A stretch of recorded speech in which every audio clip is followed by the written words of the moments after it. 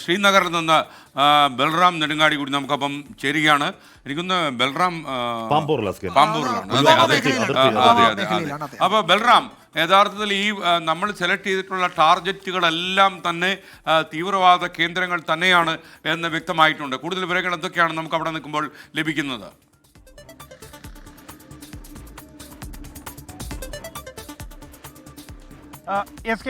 India കൃത്യമായി തന്നെ intelligence റിപ്പോർട്ടിന്റെ അടിസ്ഥാനത്തിൽ പാകിസ്ഥാനിൽ ഭീകരവാദികൾ ഏറ്റവും കൂടുതൽ കേന്ദ്രീകരിക്കുന്ന പ്രദേശങ്ങൾ ഏതൊക്കെ, അവരുടെ പരിശീലന കേന്ദ്രങ്ങൾ ഏതൊക്കെ, ഒപ്പം തന്നെ ഏറ്റവും മുതിർന്ന ഭീകരവാദികൾ അവരുടെ താമസിക്കുന്ന ഇടങ്ങൾ, ഒളിത്താവളങ്ങൾ എന്നിവ സംബന്ധിച്ചുള്ള കൃത്യമായ ഇന്റലിജൻസ് റിപ്പോർട്ട് ഇന്ത്യയുടെ കൈവശം ഉണ്ട്.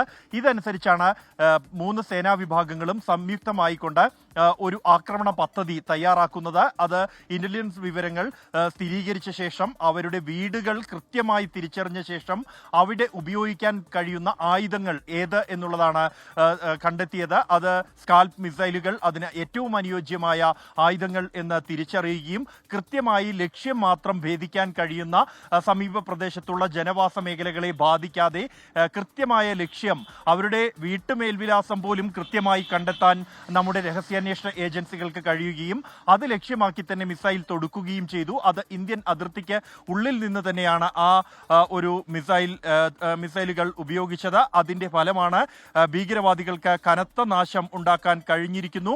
ലഷ്കർ ഇ തൊയ്ബ നേതാവ് ഹുസൈൻ മഖ്സൂദ് കൊല്ലപ്പെട്ടതായി റിപ്പോർട്ടുകൾ വരുന്നുണ്ട്. മൗലാന മസൂദ് അസറിന്റെ സഹോദരി ഉൾപ്പെടെ കുടുംബാംഗങ്ങൾ മുഴുവനായും ഈ ആക്രമണത്തിൽ കൊല്ലപ്പെട്ടു എന്നാണ് പുറത്തുവരുന്ന റിപ്പോർട്ടുകൾ. ബഹവൽപൂരിലെ ആക്രമണത്തിലാണ് മസൂദ് അസറിന്റെ കുടുംബം കൊല്ലപ്പെട്ടത്. എന്നാൽ മസൂദ് അസർ എവിടെ എന്നതുമായി ബന്ധപ്പെട്ട് ഇതുവരെയും സ്ഥിരീകരണങ്ങൾ ഇല്ല. മുതിർന്ന ഭീകരവാദികൾ തന്നെ ഈ ആക്രമണത്തിൽ കൊല്ലപ്പെട്ടു എന്നാണ് പുറത്തുവരുന്ന റിപ്പോർട്ടുകൾ. നിരവധി ആക്രമണങ്ങൾ ഇന്ത്യയിൽ നടപ്പാക്കിയ, ആസൂത്രണം ചെയ്ത ഭീകരവാദികളാണ് ഈ ആക്രമണത്തിൽ കൊല്ലപ്പെട്ടിരിക്കുന്നത്. 600ഓളം ഭീകരവാദികളെ ലക്ഷ്യം വെച്ചായിരുന്നു ഇന്ത്യയുടെ ആക്രമണം. അതിൽ 100ഓളം പേർ കൊല്ലപ്പെട്ടു എന്നാണ് ഇപ്പോൾ പുറത്തുവരുന്ന റിപ്പോർട്ടുകൾ. എന്നാൽ പാകിസ്ഥാൻ ഇതുവരെയും ഭീകരവാദികളുടെ കാര്യത്തിൽ ഒരു സ്ഥിരീകരണം നൽകാൻ തയ്യാറായിട്ടില്ല.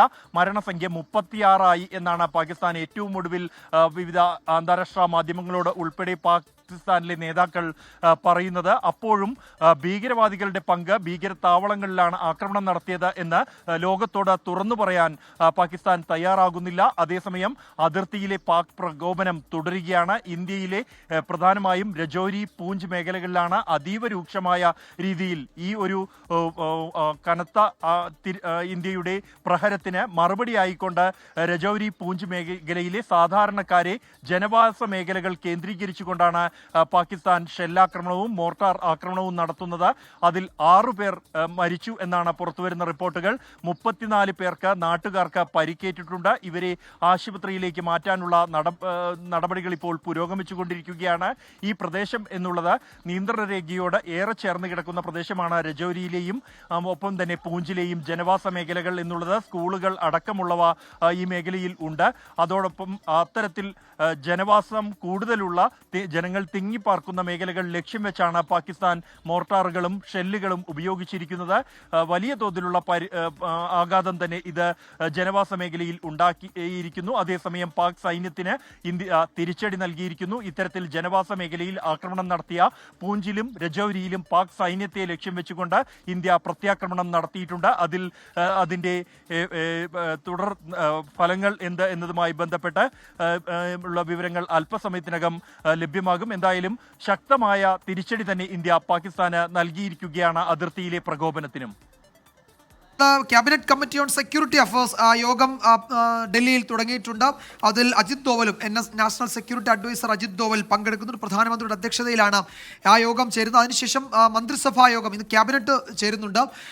അത് കഴിഞ്ഞാൽ വൈകിട്ട് ഇന്ന് മോക്ക് ഡ്രിൽ രാജ്യവ്യാപകമായി നടക്കുന്നുണ്ട്. ഡൽഹിയിൽ സൗത്ത് ബ്ലോക്കിൽ ആ മോക്ക് ഡ്രിൽ ഇപ്പോൾ തന്നെ നടക്കുന്നുണ്ട് എന്ന വിവരം കൂടി വരുന്നുണ്ട്. ഏതായാലും രാജ്യം അങ്ങേയറ്റം ജാഗ്രതയോടെ തന്നെയാണ് ഈ മണിക്കൂറുകളിൽ മുന്നോട്ട് പോകുന്നത്. അതിർത്തി സംസ്ഥാനങ്ങളിൽ മാത്രമല്ല, രാജ്യത്ത് പ്രധാനപ്പെട്ട മിലിറ്ററി ഇൻസ്റ്റലേഷൻ അടക്കം തന്ത്രപ്രധാന കേന്ദ്രങ്ങളിലൊക്കെ വലിയ ജാഗ്രതയുണ്ട്. എന്താണ് ഇതുവരെ, അതായത് ഈ ആക്രമണം ഉണ്ടായി, ഇന്ത്യയുടെ തിരിച്ചടി ഉണ്ടായി, ഇത്രയും മണിക്കൂറുകൾക്ക് ശേഷം പാകിസ്ഥാൻ ഏതെങ്കിലും മിസ്അഡ്വഞ്ചറിന് മുതിരുമോ എന്ന് അറിയില്ല. അതിന് സാധ്യതയില്ല. അങ്ങനെയുണ്ടെങ്കിൽ അതിനുള്ള മറുപടി ഇക്കണ്ടതുപോലെ ആയിരിക്കില്ല എന്ന് സേന വ്യക്തമാക്കുന്നുണ്ട്. വിദേശകാര്യ മന്ത്രാലയ വക്താക്കൾ അത് വ്യക്തമാക്കുന്നുണ്ട്. ഇന്ത്യ ലോകത്തോട് ഇത് സൂചിപ്പിക്കുന്നുണ്ട്. അതായത് ഇന്ത്യ തിരിച്ചടിച്ചത് മുഴുവൻ ഭീകര കേന്ദ്രങ്ങളാണ്. അതിൻ്റെ ചിത്രങ്ങളടക്കം ആക്രമണത്തിൻ്റെ ദൃശ്യങ്ങളടങ്ങുന്ന തെളിവുകൾ ലോകത്തിന് മുന്നിൽ കൂടിയാണ് ഈ വാർത്താ സമ്മേളനത്തിൽ പ്രതിരോധ വകുപ്പിലെയും വിദേശകാര്യ വകുപ്പിലെയും ഉദ്യോഗസ്ഥർ പങ്കുവച്ചിരിക്കുന്നത്.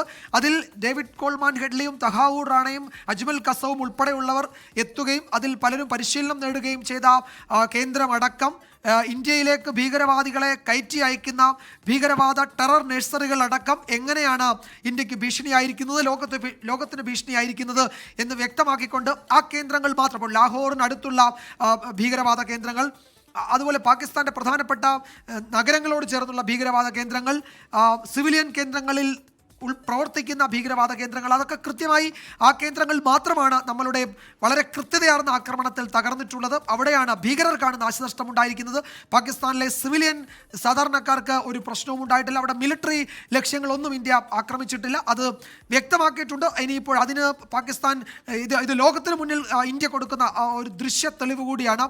ഏതെങ്കിലും തരത്തിൽ സൈനിക കേന്ദ്രങ്ങളെ ആക്രമിക്കുകയോ ജനവാസ കേന്ദ്രങ്ങളെ ആക്രമിക്കുകയോ ഒന്നും ഉണ്ടായിട്ടില്ല. കൃത്യമായി ഭീകരവാദ കേന്ദ്രങ്ങളെ, ഭീകരവാദികളെ ഇന്ത്യയിലേക്ക് അയക്കുന്ന നഴ്സറികളെ, അവരെ പരിശീലനം നൽകുന്ന കേന്ദ്രങ്ങളെ ഒക്കെയാണ് ആക്രമിച്ചിരിക്കുന്നത്. എത്രത്തോളം ഇന്ത്യക്ക് ഭീഷണിയായിരുന്നു എന്ന് തുടക്കം മുതൽ, അതായത് കഴിഞ്ഞ 10 വർഷത്തെ കണക്കുകൾ നിരത്തിയാണ് വിദേശകാര്യ മന്ത്രാലയം വാർത്താ സമ്മേളനം നടത്തി, പ്രതിരോധ മന്ത്രാലയവും വാർത്താ സമ്മേളനം നടത്തിയത്. നമ്മൾ മുംബൈ ഭീകരാക്രമണം, പാർലമെന്റ് ആക്രമണം, അക്ഷർധാം ക്ഷേത്രാക്രമണം, പഹൽഗാമിലെ ഇപ്പോഴുണ്ടായ ആക്രമണം, പുൽവാമ, ഉറി അടക്കം ചൂണ്ടിക്കാട്ടിക്കൊണ്ട് എങ്ങനെയാണ് അയലത്തെ ഭീകരവാദ കേന്ദ്രങ്ങൾ ഇന്ത്യയുടെ സമാധാന സ്വൈര ജീവിതത്തിന് ഭീഷണിയാകുന്നത് എന്ന് വ്യക്തമാക്കിക്കൊണ്ട് ആ ഭീകര കേന്ദ്രങ്ങൾ തകർക്കാൻ ഉള്ള ആ ശ്രമം എത്രത്തോളം ഫലപ്രദമായി പൂർത്തിയാക്കി എന്നാണ് നമ്മൾ വ്യക്തമാക്കിയിരിക്കുന്നത്. ഫാമിലി കൊല്ലപ്പെട്ട കാര്യം പുറത്തു വരുന്നുണ്ട്. സഹൈൻ മക്സൂഖ് എന്ന് പറയുന്ന അവരുടെ ടോപ്പ് റാങ്ക് ആൻഡ് ഫയലിലെ പ്രധാനപ്പെട്ട ഒരാൾ, ഒരുപക്ഷെ ടോപ്പ് 10 ടോപ്പ് 20 നേതാക്കളുടെ പ്രധാനപ്പെട്ട ഒരു ഭീകരവാദി കൊല്ലപ്പെട്ട കാര്യങ്ങൾ വരുന്നു. അപ്പോൾ ഈ ഭീകരാക്രമണത്തിൽ കൊല്ലപ്പെട്ട ഭീകരവാദിയുടെ വിവരങ്ങൾ കൂടി ഇപ്പോൾ പുറത്തേക്ക് വരുന്നു. മർക്കസ് തായ്ബ, മുറിഡ്കയിലുള്ള മർക്കസ് തായ്ബ, അത് ലഷ്കർ ഇ തോയ്ബയുമായി ലിങ്ക് ചെയ്തതാണ്. അവിടെയാണ് നേരത്തെ കേണൽ സോഫിയ ഖുറേഷി പറയുന്നത് അജ്മൽ കസബും ഡേവിഡ് കോൾമാൻ ഹെഡ്ലിയും അടക്കമുള്ള പരിശീലനം നേടിയ മുറിഡ്കയിലെ മർക്കസ് തായ്ബ, തെഹ്റാക്കാനിലെ സർജൽ ക്യാമ്പ്, അത് ജെയ്ഷെ മുഹമ്മദിൻ്റെ സ്ട്രോങ് ഹോൾഡാണ്. സിയാൽകോട്ടിലെ മഹമൂന ജോയ ക്യാമ്പ്, അത് ഹിസ്ബുൽ മുജാഹിദീൻ്റെ സ്ട്രോങ് ഹോൾഡാണ്. മർക്കസ് അഹലെ ഹദീദിൻ ബർനാല, അത് ലഷ്കർ ഇ തോയ്ബയുടെ ഭീകരവാദി പരിശീലന കേന്ദ്രമാണ്. മർക്കസ് അബ്ബാസ് ആൻഡ് മസ്കർ റഹീൽ ഷഹീദ്, അത് കോട്ട്ലയിലാണ്. ഷഫാലിലല്ല ക്യാമ്പ്, സൈഡ്ന ബിലാൽ ക്യാമ്പ് മുസഫറാബാദിലാണ്. ഇത്രയും കൃത്യമായി 9 കേന്ദ്രങ്ങൾ കേന്ദ്രീകരിച്ചുള്ള ആക്രമണങ്ങളുടെ കാര്യം പറഞ്ഞു. ഏറ്റവും ഒടുവിൽ അത് പറഞ്ഞ് അവസാനിപ്പിച്ചത് വിംഗ് കമാൻഡർ വ്യോമിക സിംഗ് പറഞ്ഞ് അവസാനിപ്പിച്ച് മിസ്അഡ്വഞ്ചറിന് മുതിരരുത് എന്നാണ് പറഞ്ഞ് അവസാനിപ്പിച്ചത്. അങ്ങനെ മുതിർന്നാൽ അതിശക്തമായ തിരിച്ചടിക്ക് ഞങ്ങൾ തയ്യാറാണെന്ന് വെറുതെ പറയുന്നതല്ല. വിംഗ് കമാൻഡർ വ്യോമിക സിംഗ് രാജ്യം എല്ലാ തരത്തിലുള്ള തയ്യാറെടുപ്പുകൾക്കും ഒരുക്കമാണ്. അർദ്ധ സൈനിക വിഭാഗത്തിൽ അവധിയിൽ പോയവരോട് അവധി ക്യാൻസലാക്കി തിരികെ വരാൻ അമിത്ഷാ അർദ്ധസൈനിക മേധാവിമാർക്ക് നിർദ്ദേശം നൽകിയിരിക്കുന്നു എന്ന വാർത്ത വരുന്നു. മോക്ക് ഡ്രില്ലുകൾ പറഞ്ഞതുപോലെ മാറ്റമില്ലാതെ തുടരും. പാകിസ്ഥാൻ നടത്താൻ പോകുന്ന ഏത് നീക്കങ്ങളെയും കണ്ണിലെണ്ണയൊഴിച്ച് ജാഗരൂകം നമ്മൾ നോക്കിയിരിക്കുന്നു. അവർ അങ്ങനെ ചെയ്യില്ല എന്ന് കരുതാം. ചെയ്താൽ അത് അവർക്ക് വിനാശകാലയെ വിപരീത ബുദ്ധി. CAPF ഉദ്യോഗസ്ഥർ അവധി റദ്ദാക്കിയ ആഭ്യന്തര വകുപ്പ് എന്ന വാർത്ത കൂടി വരുന്നു. CAPF ഉദ്യോഗസ്ഥരുടെ അവധി റദ്ദാക്കുന്നു. എല്ലാവരും ജോലിയിൽ ഉണ്ടാവണമെന്നാണ് ആഭ്യന്തര മന്ത്രാലയത്തിന്റെ നിർദ്ദേശം. സെൻട്രൽ ലാൻഡ് പോലീസ് ഫോഴ്സ് നമ്മുടെ ബൽറാം നെടുങ്ങാടി തുടരുന്നുണ്ട്. ബൽറാം, കൂടുതൽ വിവരങ്ങൾ എന്തൊക്കെയാണ് നമുക്ക്, മാത്രമല്ല അവിടുത്തെ ജനങ്ങൾ എങ്ങനെയാണ് ഇതിനോട് പ്രതികരിക്കുന്നത്? പ്രത്യേകിച്ച് ജനങ്ങൾക്ക് വല്ലാത്ത രീതിയിൽ ഈ ടൂറിസമൊക്കെ വളർന്നപ്പോൾ ഒരു ആഭിമുഖ്യം എല്ലാ കാര്യത്തിലും ഉണ്ടായിരുന്നു. അതിൻ്റെ കടക്കൽ കത്തിവെക്കാനാണ് ഈ തീവ്രവാദികൾ ശ്രമിച്ചത്. എന്തായാലും ഇത്തരം ഒരു തിരിച്ചടി ഇവർക്ക് നൽകി എന്നറിയുമ്പോൾ അവിടുത്തെ പൊതുവേ സാധാരണക്കാരായ ജനങ്ങളുടെ പ്രതികരണം ഏത് രീതിയിലാണ്?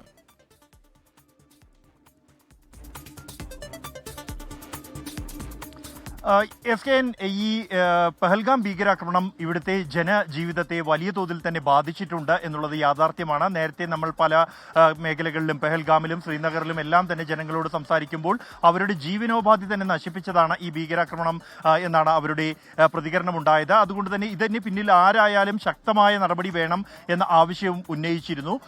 ഈ സമാനമായ ഒരു പ്രതികരണം തന്നെയാണ് ഈ ഒരു ഘട്ടത്തിലും ഉണ്ടാകുന്നത്. ഇത്തരത്തിൽ പാകിസ്ഥാന് ശക്തമായ മറുപടി ഇന്ത്യ നൽകുമ്പോൾ പലയിടങ്ങളിലും പടക്കം പൊട്ടിച്ച് ആഘോഷിക്കുന്ന നടപടികൾ ഉണ്ടായിരുന്നു. എന്തായാലും ശക്തമായ ഒരു തിരിച്ചടി തന്നെ ഇന്ത്യ നൽകി എന്ന് ഉള്ളത് സംബന്ധിച്ച് വലിയ തോതിലുള്ള ആശ്വാസവും സന്തോഷവും പങ്കുവയ്ക്കുന്നുണ്ട്.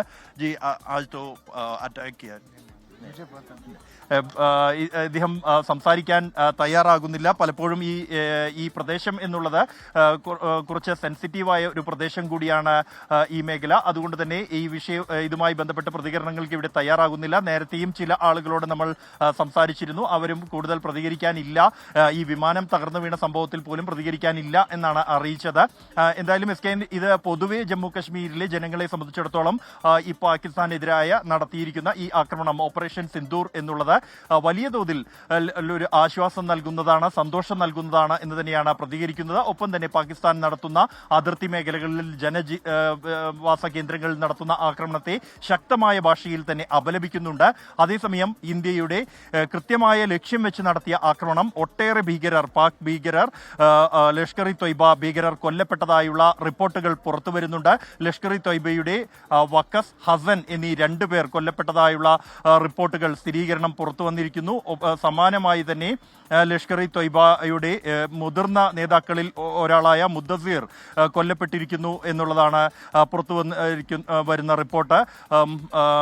സമാനമായി ഈ ഹാഫിസ് അബ്ദുൾ മാലിക് ഈ ആക്രമണത്തിൽ ലഷ്കർ ഇ തൊയ്ബ കമാൻഡറാണ്. ഇയാൾ ഈ ആക്രമണത്തിൽ കൊല്ലപ്പെട്ടിരിക്കുന്നു എന്നുള്ളത് ചിത്രങ്ങളടക്കമുള്ള വിവരം പുറത്തു വരുന്നുണ്ട്. ഇത്തരത്തിൽ നിരവധി ഭീകരർ 600 ഭീകരരെ ലക്ഷ്യം വെച്ച് നടത്തിയ ആക്രമണത്തിൽ 100ഓളം പേർ കൊല്ലപ്പെട്ടിരിക്കുന്നു എന്നുള്ളതാണ് പുറത്തുവരുന്ന റിപ്പോർട്ടുകൾ. ഇവരുടെ ചിത്രങ്ങൾ ഉൾപ്പെടെ കൊല്ലപ്പെട്ട മൃതദേഹങ്ങളുടെ ചിത്രങ്ങൾ അടക്കമുള്ള വിവരങ്ങളാണ് പുറത്തു വന്നിരിക്കുന്നത്. അതിൽ ഈ 9 ഇടങ്ങൾ ലക്ഷ്യം വെച്ച് നടത്തിയ ആക്രമണം അത് വളരെ കൃത്യമായിരുന്നു. ഇതുമായി ബന്ധപ്പെട്ട് ലഭിച്ച ഇന്റലിജൻസ് റിപ്പോർട്ടുകൾ വളരെ കൃത്യതയോടെ നടത്തിയ ഒരു ആക്രമണമായിരുന്നു ഈ പാകിസ്ഥാനിലെ ഭീകരവാദ കേന്ദ്രങ്ങൾ ലക്ഷ്യമാക്കിക്കൊണ്ട് ഇന്ത്യ നടത്തിയത്. അതിന് കൃത്യമായ ഒരു റിസൾട്ട് ഉണ്ടായിരിക്കുന്നു. എന്നാൽ ഈ പ്രധാന ഭീകര ഹാഫിസ് സയ്യിദ് അടക്കമുള്ള പ്രധാന ഭീകരർ, ഒപ്പം തന്നെ മൗലാന മസൂദ് അസർ, ഇവർ എവിടെ എന്നതുമായി ബന്ധപ്പെട്ട് ഇതുവരെയും സ്ഥിരീകരണമില്ല. ഇവർ കൊല്ലപ്പെട്ടോ എന്നുള്ള കാര്യത്തിലും സ്ഥിരീകരണമില്ല. അതേസമയം ഈ ലഷ്കർ ഇ തൊയ്ബയുടേതായി ഒരു വാർത്താക്കുറിപ്പ് പ്രചരിക്കുന്നുണ്ട് പാക് പ്രാദേശിക മാധ്യമങ്ങളിൽ. അതിൽ ഈ ആക്രമണത്തിൽ കൊല്ലപ്പെട്ട കാര്യം ആ കുറിപ്പിൽ സ്ഥിരീകരിക്കുന്നുണ്ട്. അവർക്ക് പ്രാർത്ഥനകൾ അർപ്പിച്ചുകൊണ്ടുള്ളതാണ് ആ കുറിപ്പ് എന്നതുകൊണ്ട് തന്നെ പാകിസ്ഥാൻ ഈ ഭീകരർ കൊല്ലപ്പെട്ടതായി ഔപചാരികമായി സ്ഥിരീകരിക്കാൻ തയ്യാറായിട്ടില്ല. എങ്കിലും ഈ ഭീകര സംഘടനകൾ തങ്ങളുടെ അംഗങ്ങൾ കൊല്ലപ്പെട്ടതായുള്ള സ്ഥിരീകരണം നടത്തുന്നുണ്ട്. ഇന്ന് വൈകിട്ട് 4 മണിക്ക് സംസ്കാര ചടങ്ങ് അടക്കമുള്ള കാര്യങ്ങൾ ഈ വാർത്താക്കുറിപ്പിൽ ഉൾപ്പെടുത്തിയിട്ടുണ്ട്. അതുകൊണ്ട് തന്നെ ഭീകരവാദ കേന്ദ്രങ്ങളെ ലക്ഷ്യം വെച്ച് ഇന്ത്യ നടത്തിയ ആക്രമണം അത് ഫലം കണ്ടിരിക്കുന്നു. 100ഓളം ഭീകരർ കൊല്ലപ്പെട്ടിരിക്കുന്നു എന്നുള്ളതാണ് പുറത്തുവരുന്ന റിപ്പോർട്ടുകൾ. Thank you Balram Nedungadi.